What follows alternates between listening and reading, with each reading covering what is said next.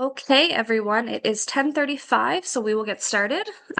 Welcome, everyone, to the first session of the Wellbeing webinar series. My name is Christina Lavoie. I'm the Operations Manager at the Public Health Association of BC, and I'm joining today from Comox Valley on the traditional and unceded territory of the Comox First Nation under the watchful eye of Quesnel, the great glacier whose story is central to Comox teachings and origin histories.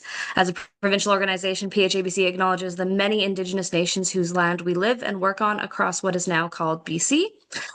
Just a quick reminder that we are recording today's sessions and the recording will be shared afterward. I will pass it over to our co-hosts, Dr. Trevor Hancock, who is a public health physician, founder of Healthy Cities Movement, and a national leader on ecological determinants of health, and Dr. Lindsay McLaren, professor at the University of Calgary, whose work focuses on social and political determinants of health. We're thrilled to have Trevor and Lindsay with us to launch the series and walk us through the entire series. And with that, I will hand it over to them to get us started. Thank you, Christina, and good morning, everybody. I'm Trevor Hancock, and I am here in the traditional and unceded territories of the Lekwungen-speaking people in Victoria, British Columbia. I'm going to share my screen, and we are going to get going. I'm going to talk you through, and the way this is going to work, I'm going to make a presentation, and then Lindsay is going to respond to that and make some comments. And we hope to get through all of that in about an hour. So there'll be about half an hour for discussion at the end of that. And in the process, we're building on, of course, the Summer Institute that we co-chaired back in June.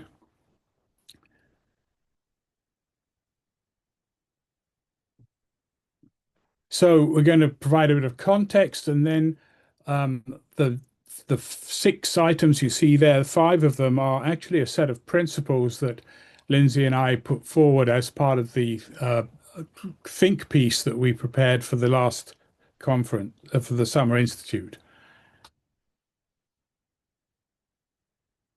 So in terms of context, this is the second part of a PHABC initiative that began with the Summer Institute.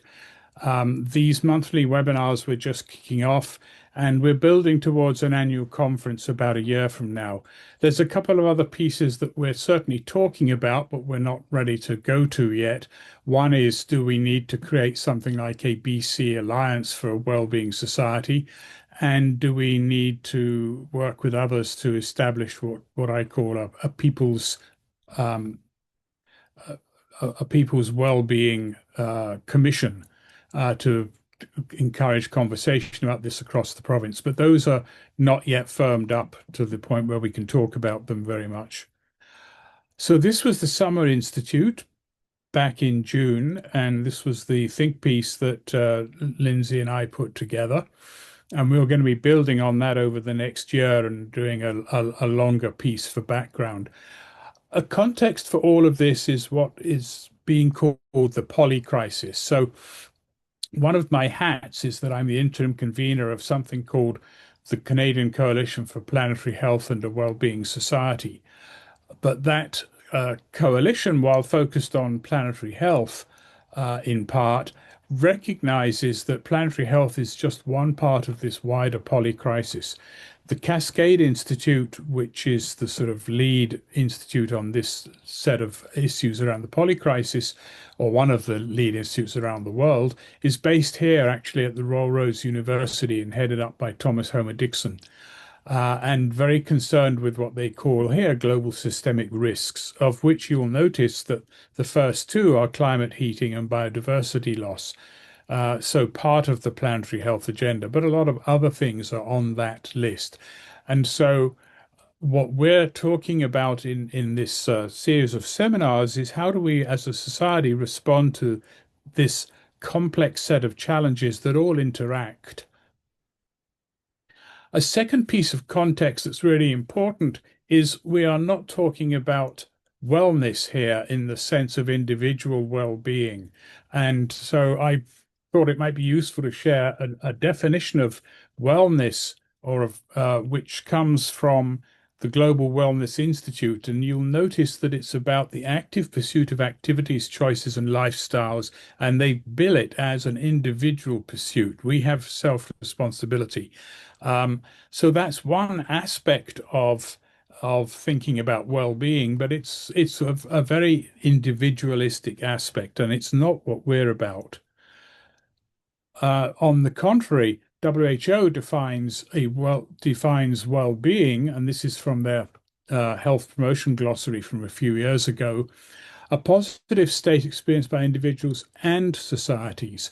And you'll notice that it encompasses quality of life, the ability of people and societies to contribute to the world, the tracking of equitable distribution of resources, and overall thriving and sustainability. So a much broader understanding of well-being. And that, of course, is what we're focused on. It's not just about individual well-being, it's about individual and collective well-being. And the spur to all of this work for us has been the Geneva Charter for Wellbeing that came out of the 10th Global Health Promotion Conference in 2021. The charter was finalized in 2022 and described well-being societies as those that are committed to achieving equitable health now and for future generations without breaching ecological limits. So those issues of equity, health, future generations, ecological limits are key issues that we highlight in the set of principles that Lindsay and I included in our think piece. In the Geneva Charter itself, there were 5 areas highlighted for a 21st century health promotion response. 3 in particular underpin, and to a certain extent, the 5th one as well, the notion of a well-being society, but particularly respecting and nurturing planet Earth, designing an equitable economy, and developing healthy public policy for the common good. And I would certainly add to that addressing the impacts of digital transformation. So these are areas of health promotion work that we will be focusing on throughout this series.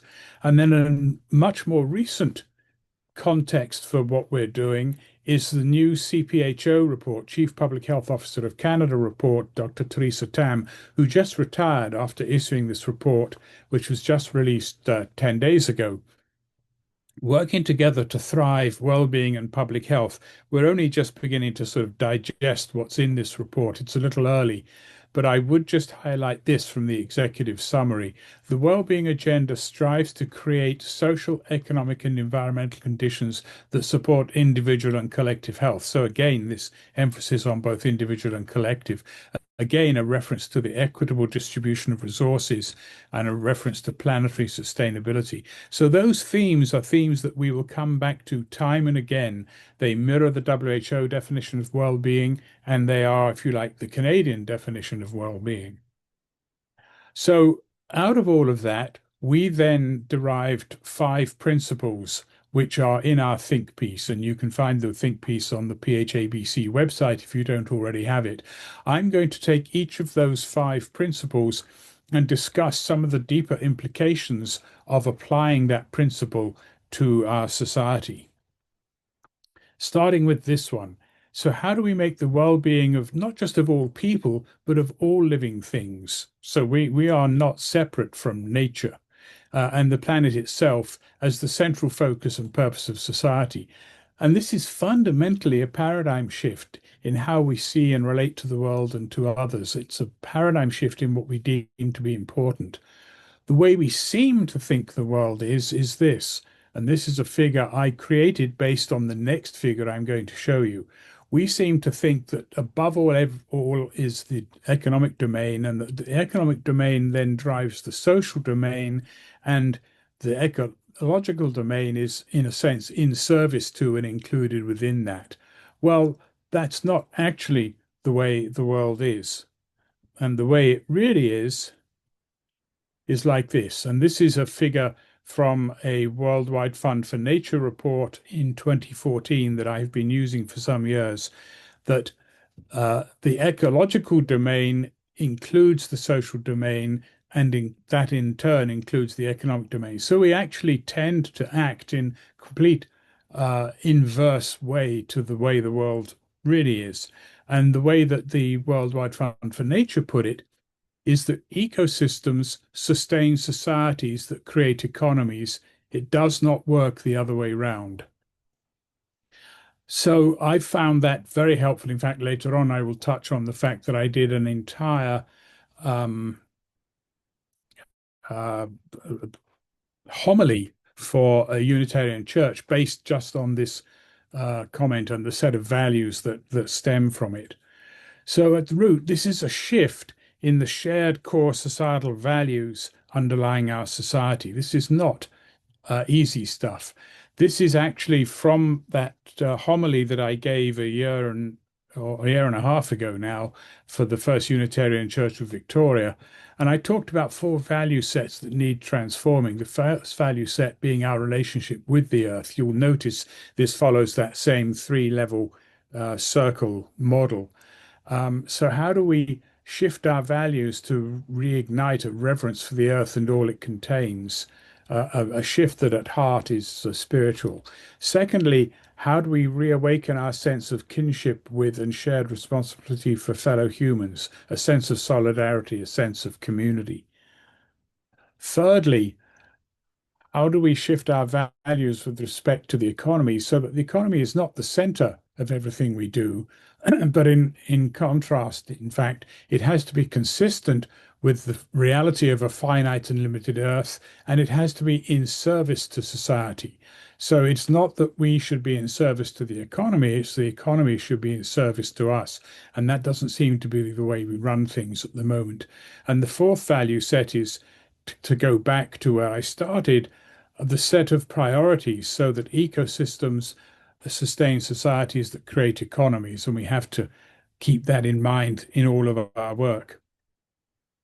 Related to that is the importance of adopting Indigenous worldviews, and this comes from the Indigenous Peoples Statement for Planetary Health, Waiora being a Maori word meaning literally water, but really environment, the way it's used more generally. This came out of the 23rd IUHP World Conference on Health Promotion in Rotorua in Aotearoa, New Zealand, 6 years ago now. So adopting some of these core features of Indigenous worldviews, that relationship, spiritual and material relationship, um, locating ourselves as part of Mother Earth. And I would just point to something more local here that I think is very relevant to this. The BC Assembly of First Nations chiefs in assembly a year ago now called on the regional chief to provide political advocacy to support the advancement of the legal recognition of the rights of and personhood of nature. In other words, why shouldn't a river be a person? If a corporation can be a person, why can't a river be a person? Or any other land form for that matter. And as Antonio Guterres said back in 2020, it is time to heed the voices, reward the knowledge, and respect the rights of Indigenous people. So that is another part of this shift in our understanding. A very important part of all of that, as I've already hinted, is how we think about the economy. And so we actually need to displace the economy as the central focus of society and politics. Right now, it is the central focus. Who's the most important minister after the prime minister? What is the thing we all wait for every year? What's the thing we hear on our news every day about GDP and how the economy is doing? These things seem to be front and center, but should not be. So how do we displace them? As part of that, we need to understand all the things we get wrong about the economy. We have an incomplete understanding of wealth. We see it only as economic wealth, not natural and social and human capital as well. We've a mistaken conception of progress where we think that GDP measures progress in some way. We don't understand exponential growth. We measure the wrong things, fail to measure the right things. So, for example, GDP.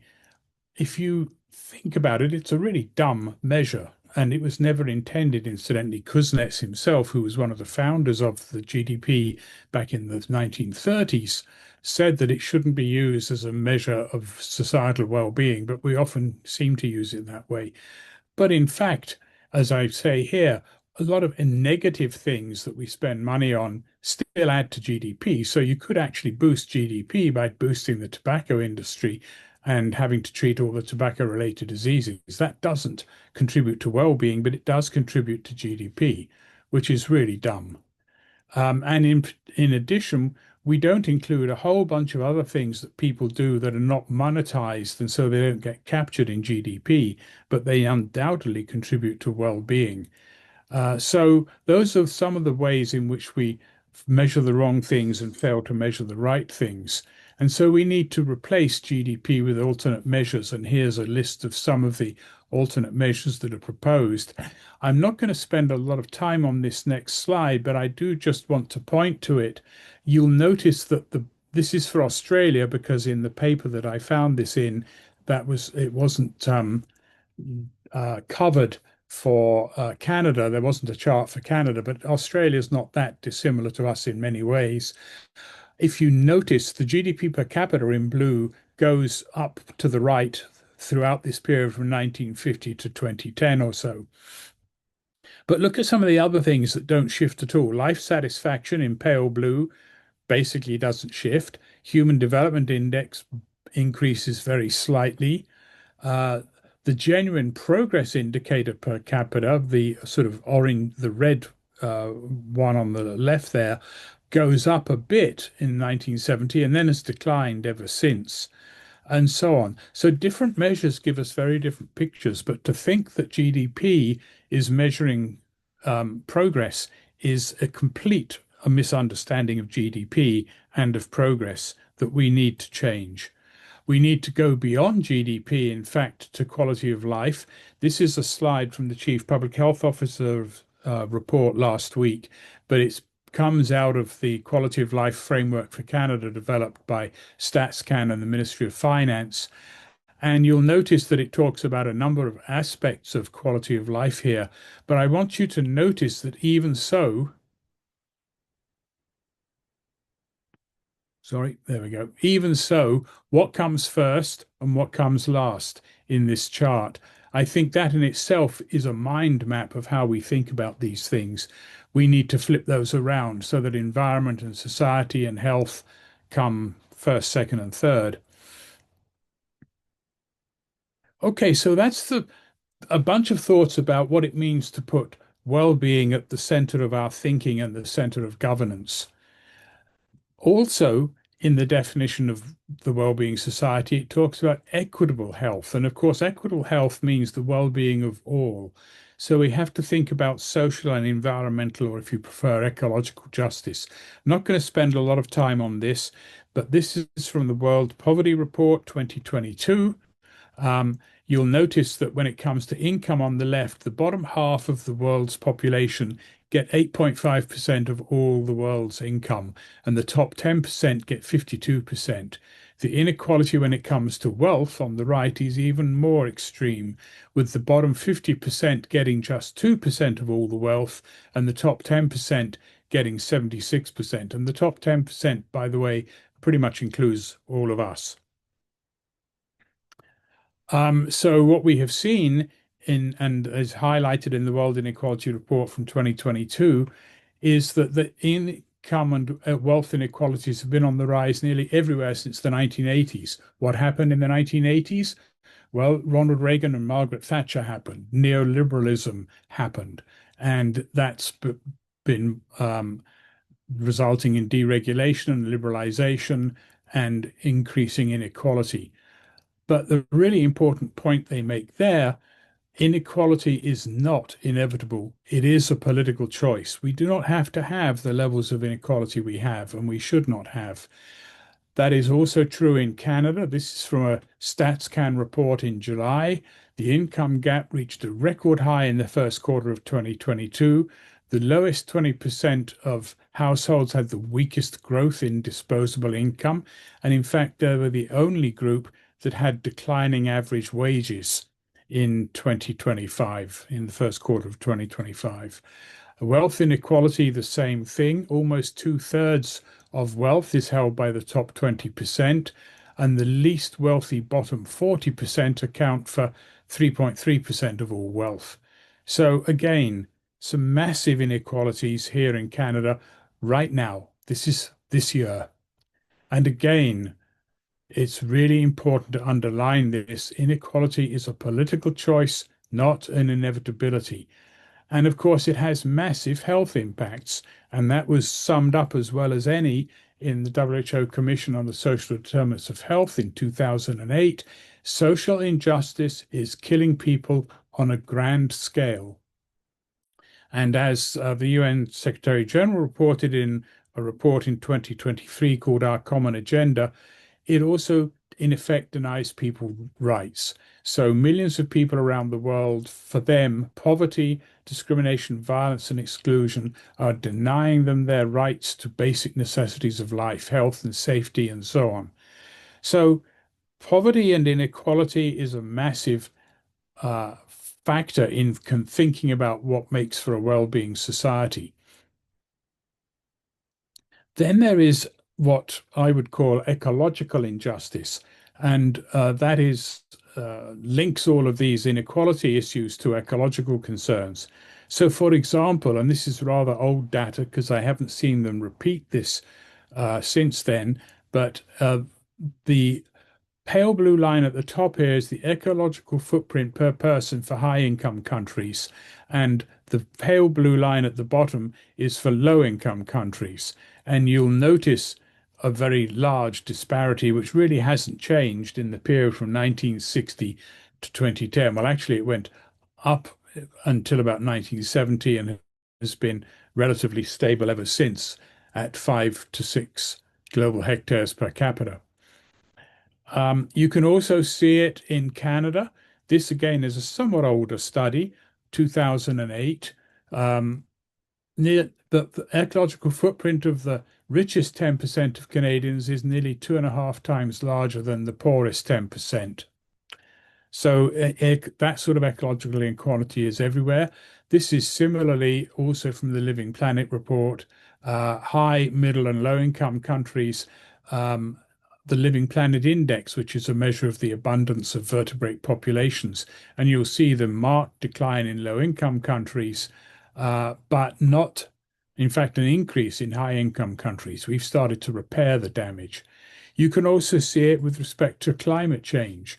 This is the group contribution to world emissions, very much mirroring what we saw earlier, and this actually comes from the World Inequality Report, mirroring the income inequality in distribution of income and wealth. The bottom 50% of the global population contributed only 12% to world carbon emissions, but the top 1% on the right, 17%. The top 10%, which is again us, almost half of all the emissions come from the top 10%, which includes, of course, the top 1%. So inequality is everywhere. A very good and vivid illustration of that just came out in a report, Donut Economics 3.0. It just came out from Kate Raworth and her colleagues about a month ago. On the left is the donut economy model for the poorest 40% of countries, in the middle for the middle 40% of countries, and on the right for the richest 40%, 20%. What you'll see, the reds are inside the circle are deficits, and the reds outside the circle are crossing planetary boundaries. And you will see there very clearly the social deficits on the among the poorer countries and the massive exceedance of planetary boundaries in the well-off countries, the highest income countries. So inequality is everywhere and represented in lots of different ways. Another way that inequality is represented is inequality between generations. And so, in addition to stressing inequality and inequity, we also need to extend that principle to future generations. And that, of course, is built into the definition of a well-being society. So this is taken from J.Lo Russo Thomas, an Indigenous author, writing in a piece that was on Generation Squeeze's website, and describing the seven generations principle, which puts the onus on decision makers to consider the options and their impacts outside of just the current context when making decisions. That has also been a focus of the UN Secretary General and the United Nations. This was a year ago now, the UN Summit on the Future, which included a declaration on future generations. There are plans to appoint a UN envoy for future generations. They've established a UN Futures Lab, and there is a network of institutions and leaders for future generations. So a lot of work being done at the UN. And then, in many ways, I think much more exciting and particularly relevant to BC and to Canada, is the notion of the Welsh Wellbeing of Future Generations Act. And that act was introduced in Wales in 2015. And we heard at the Atlantic Summer Institute earlier this summer from the Commissioner for Future Generations. So if Wales can have a Wellbeing of Future Generations Act, why can't BC? Why can't Canada? We need something like this put in place. It gives the ambition, permission, and legal obligation to improve our social, cultural, environmental, and economic well-being. So again, very much in terms of societal well-being. It actually requires public bodies to think about the long-term impacts of their decision, and they actually have to report on this. So under the Act, Welsh ministers must set national indicators and milestones, and they must report on progress at the start of each financial year. And 12 months after a general election, they must publish a future trends report. So this is something we can learn from and we can implement. If Wales can do it, BC can do it. And it's something we need to be organising around. We need a Wellbeing of Future Generations Act and Commissioner federally and in every province and territory. And then, of course, a fourth principle, although it's number 5 on my list in terms of the content here, but it's actually the fourth principle. All of this must be achieved within the Earth's planetary boundaries, which takes us to this issue of planetary health. Humanity, said the UN Secretary General 5 years ago now, is waging war on nature, and that this is suicidal. So that's as blunt as it gets and as simple as it gets. But they also went on at the UN, and he went on to talk about making peace with nature. And he said, making peace with nature is the defining task of the 21st century, the top priority for everyone, everywhere. And that, of course, includes public health. It includes all of us. And yet, this is where we are. This just came out last month, the Planetary Health Check 2025. This is now an annual report. And the 2025 Planetary Health Report, Planetary Health Check report, concludes that 7 out of 9 planetary boundaries have been breached, with all of those 7 showing trends of increasing pressure, suggesting further deterioration and destabilization of planetary health in the near future. That is an emergency. That is a code red for the planet. And that's not a new idea. We've been talking about code red for the planet for some time, but the message doesn't seem to be getting through. Witness the current obsession of the federal and provincial governments with growing the economy and expanding fossil fuel extraction and use and so on, completely oblivious of what is staring us in the face. This is the chart or the figure from that report. Notice that climate change is one of the 9 Earth systems that are under consideration here, and that we have crossed now 7 of the 9. Most recently, in the area of ocean acidification, we have crossed the boundary. So we should be within the green area. We're actually within the yellow and often in the red area when it comes to these boundaries... So we have a huge amount of work to do. And this is just a more detailed version of that, a different way of displaying it. So we overall are in an area of high risk. All of that has massive health implications. This is from a paper that just came out in July 15th, Planetary Boundaries and Planetary Health, authored by leading researchers in the fields of planetary boundaries and in the fields of planetary health. And they comment that while there's not been a comprehensive assessment of the total associated burden of disease, the scale of many known impacts of crossing planetary boundaries suggests a large global burden over the coming decades, and large-scale shifts in the Earth system can also destabilize human societies with potentially severe and unforeseeable effects. So we are staring a major crisis in the face, and we are not yet acting appropriately. The shift to the well-being society is all about that. So I want to end by spending a little time talking about the fifth principle that Lindsay and I proposed, which is that this requires us to reimagine a system and process of governance, note, not government, that is consistent with these intents. Governance being about how collectively we govern our societies, government being one of the tools we use to do that. We start with this because I think it is really important to understand this. This comes from the Institute for Healthcare Improvement, but is actually rooted in systems science. Every system is perfectly designed to achieve the results it gets. So if the results that we get are these, then what it tells us is that we have a system that is perfectly designed to achieve that. Likewise for inequality, likewise for all the other crises we face and challenges we face. And as Will Stephan, who died a couple of years ago, but one of the leaders of work on planetary boundaries and the Anthropocene and all of that sort of work, he said, we need to reach a social tipping point before we reach a planetary one. Now, actually, a report just came out last week that suggests that we've crossed the first tipping point for climate change, which is the death of coral reefs. So we're actually beginning to reach planetary tipping points, but we haven't yet reached social tipping points. So that is the challenge we face.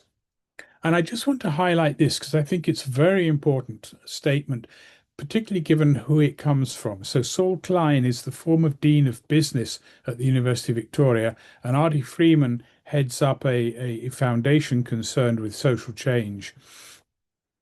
For a long time, they wrote in the Times Colonist here in Victoria a couple of months ago, for a long time we believed our systems just needed fixing. They were broken or outdated, but we've come to realize something more unsettling. These systems are not broken. Their negative outcomes are not bugs. They are features of the way they were designed, and they are producing exactly what they were incentivized to produce: environmental degradation, exclusion, concentration of wealth, and structural inequality. Every system is perfectly designed to achieve the results it gets, and they're just confirming that. But when you consider where it comes from, he is also incidentally now Saul Klein, the CEO of the Victoria Forum, which is an annual event here in Victoria, co-sponsored by the Senate of Canada. And we're trying to find ways to work through some of the senators we've met to bring some of these ideas to the floor of the Senate. And we also want to try and make the Wellbeing Society the theme for next year's Victoria Forum. We'll let you know how that goes. Saul Klein and Artie Freeman went on to say that takes more than policy reform. It takes collective imagination as a strategy to envision new ways of organizing our economies, our democracies, and our relationships with one another and the planet. Takes me full circle back to we have to rethink. We have to have a paradigm shift in our understanding of our relationships with all of these. I think this may be the most difficult thing we've ever attempted, certainly in modern times, because our current trajectory seems so good to so many, especially to so many who have it made, that and we're not showing them an alternative. So I'm not going to be able to go through all of the next set of slides in detail. I'm just going to say that this is some of the issues that we have to consider as we think about um, how to change this. And this, in some ways, is going to be the basis of some of the future webinars in this series. So, what are the legal and ethical approaches we need? What about the rights of future generations? What about the rights of nature? What about personhood? What about identifying ecocide as a crime against humanity and a crime against nature? How do we broaden concepts of social justice intergenerationally, but also interspecies? What about the rights of other species to exist? How do we rediscover the spirit in nature? How do we develop an economics that is fit for purpose?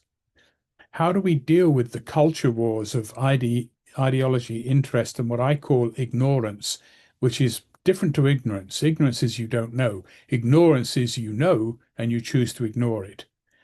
We see a lot of that going on. How do we change social norms and core values? What about politics that works for a one planet approach? These are some of the issues we want to discuss in the coming webinars. All of this is beyond just reform, as Saul Klein and Artie Freeman said. It's somewhere, I think, between transformation and revolutionary change, and probably more revolutionary change. These are definitions based on the definitions in the Merriam-Webster dictionary. How do we change the existing system is what reform is about. Transformation is about transforming the basic character or condition of the system. And revolutionary change means changing the paradigm and radically and completely changing the system in fundamental ways. I think we are at the point of certainly transformation, lots of people calling for that. But I think particularly if we're talking about this as paradigm shift, we're really at the point of revolutionary change. And so that is the challenge, but also the opportunity ahead of us. I sometimes say when I'm speaking to young people about the crises we face, that they have an incredible opportunity because they are going to have to and they get to change everything. So revolutionary change means changing everything. And that's the challenge we face. It's particularly the challenge that future generations, that young people face. How do we change everything? And seeing that not as something terrible, but something exciting and challenging. I have mentioned before some of the key, this is our set of principles again, just to remind you of the areas we will be exploring and the issues that are the deeper implications of a well-being society. Another way to think about it is thinking of it as meta policies for a well-being society. Meta policy being a high-level policy setting the framework. So things like a Wellbeing of Future Generations Act is an example of a meta policy. Committing to a well-being society, adopting a well-being and quality of life framework to guide all public policy, creating a well-being secretariat within cabinet, replacing GDP with something better, such as the Canadian Index of Well-being.